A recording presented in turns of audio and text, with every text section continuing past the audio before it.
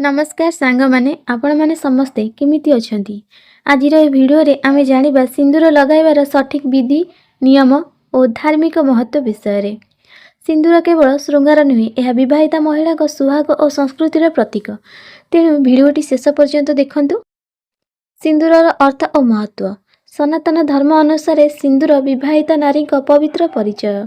यह स्वामी दीर्घायुर प्रतीक, सुखी दाम्पत्य जीवन चिन्ह, माँ पार्वती आशीर्वादर प्रतीक।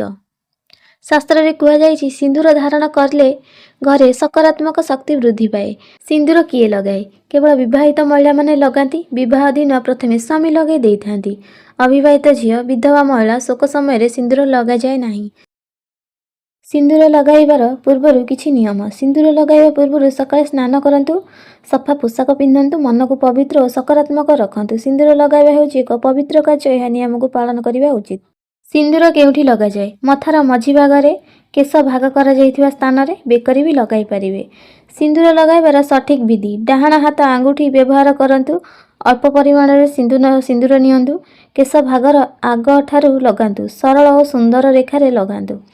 केउ सिंदूर व्यवहार करिवे? हळदी चूना बिना सिंदूर, हर्बल आयुर्वेदिक सिंदूर, केमिकल युक्त सिंदूर, चर्म रे जलन करथिबा सिंदूर आद लगाइबे नाही।